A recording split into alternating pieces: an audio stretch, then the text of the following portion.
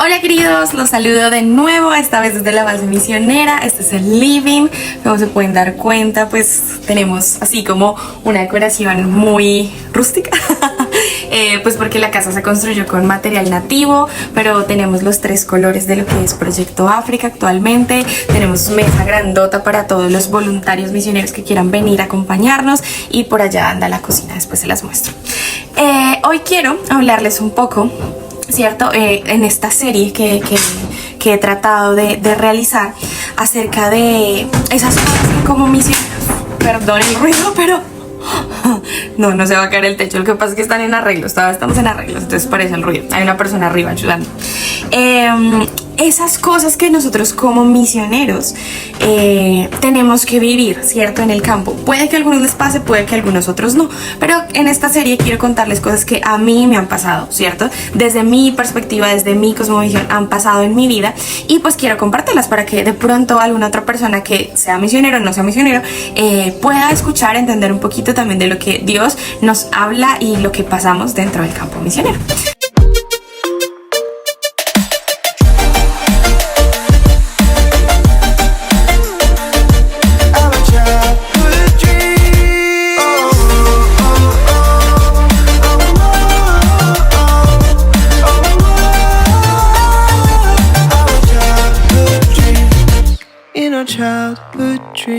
Hoy quiero hablarles del carácter, cómo nuestro carácter cambia en la misión de Dios.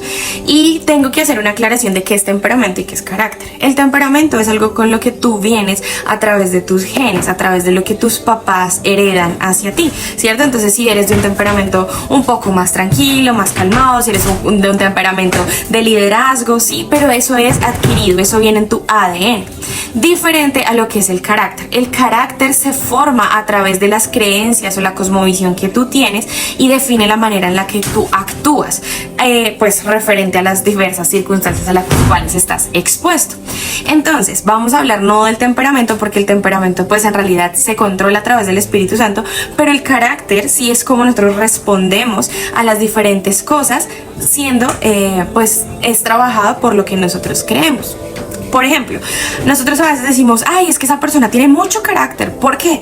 Pues porque grita o se ira o se pone rojo, es de carácter fuerte. No, en realidad el carácter de esa persona es guiado por lo cual él cree o él piensa que está correcto actuar referente a esa circunstancia. Entonces, la persona de pronto que es metódica, la persona que se aira, la persona que es paciente, ese es su carácter, esa es su forma de responder ante las circunstancias, pero viene a ser algo aprendido a través de los años por lo que esa persona cree y define en su cosmovisión.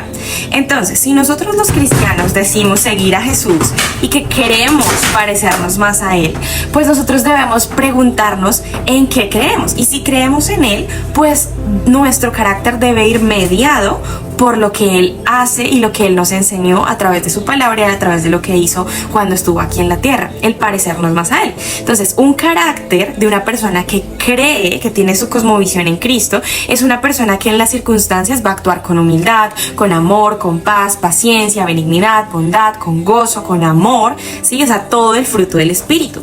Les quiero decir, mi carácter ha cambiado realmente. ¿Por qué?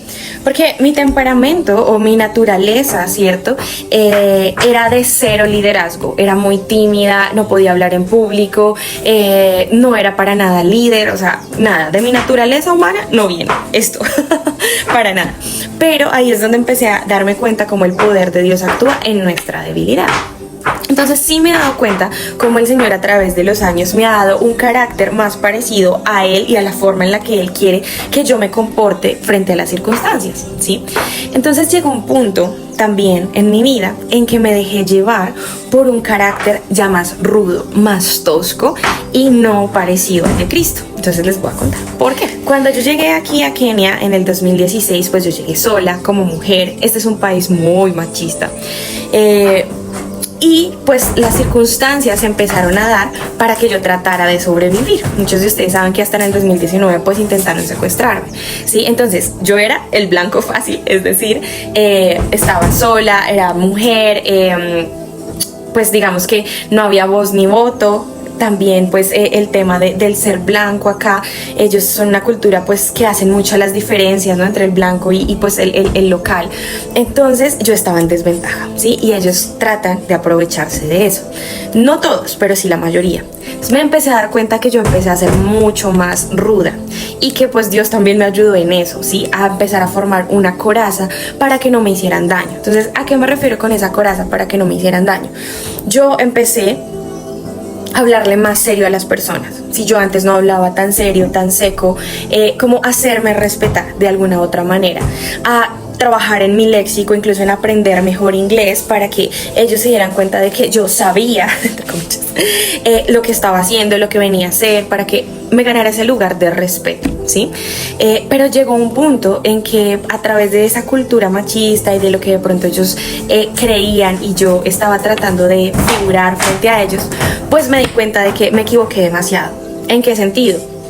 En el sentido de que yo empecé a desconfiar mucho de las personas, porque es una cultura que dice mucho mentiras, es una cultura que trata de sacar ventaja, que si eso te vale normalmente 5 pesos, ellos te lo cobran a ti a 15 pesos.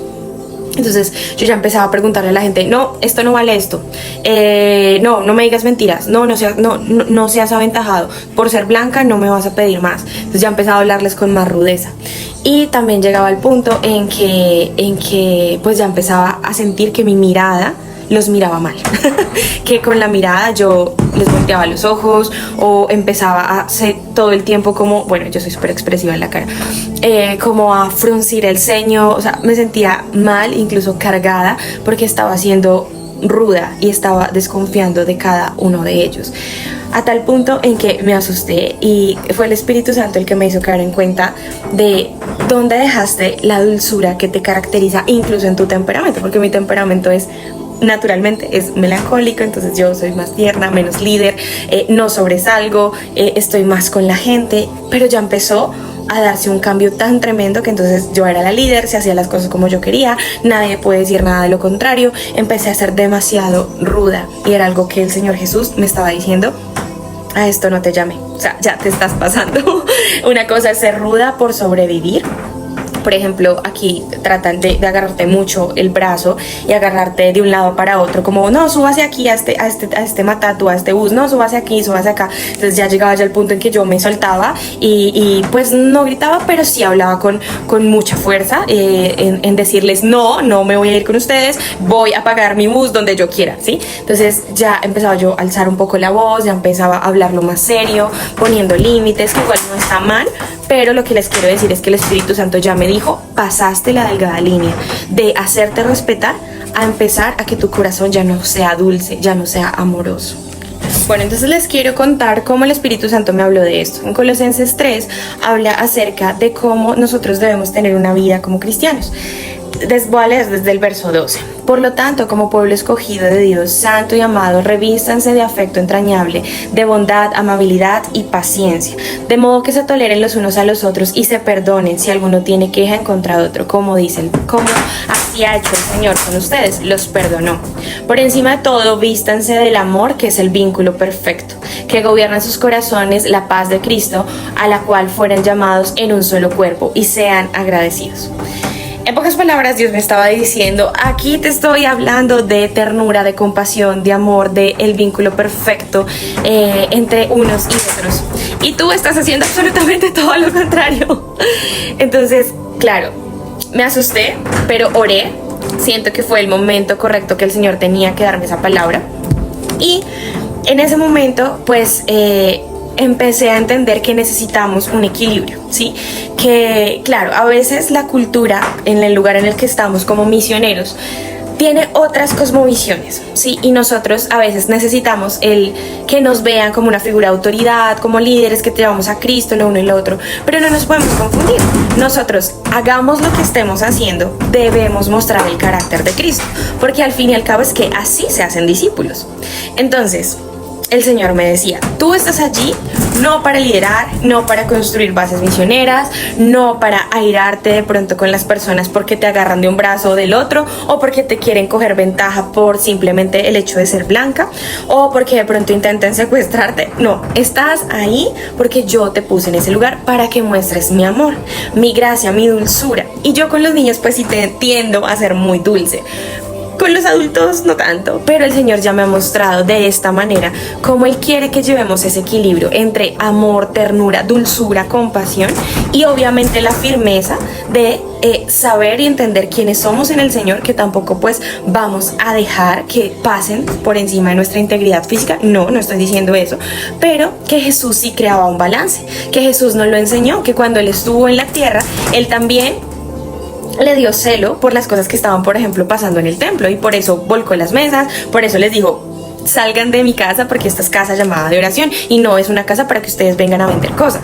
Muchas veces como misioneros nos toca poner límites fuertes y decir, acá no se pasa. Lo mismo que los padres, ¿no? Es como en amor, en respeto, ¿sí? Les ponemos límites a los niños para decirles, mira, si te pasas de esto te vas a lastimar y no va a ser prudente. Lo mismo en una comunidad, como subió una hormiga. Lo mismo en la comunidad. Si nosotros como misioneros no ponemos límites, pues ellos tampoco van a entender cómo es la obediencia al Señor. Pero esos límites siempre deben ir guiados con amor, que nuestras palabras sean sazonadas con sal, con dulzura, con ternura. Y como les decía, pues yo no lo estaba haciendo. Al contrario, estaba siendo muy ruda. Incluso lo notaba en mi mirada, en la forma de mirarlos, de expresarme hacia ellos. Y últimamente he hecho ese ejercicio, ese trabajo de ser más consciente en la forma en que me dirijo a los adultos, en la forma en que hago ese trato con ellos. Trato de abrazarlos más, trato de orar más intencionalmente por ellos.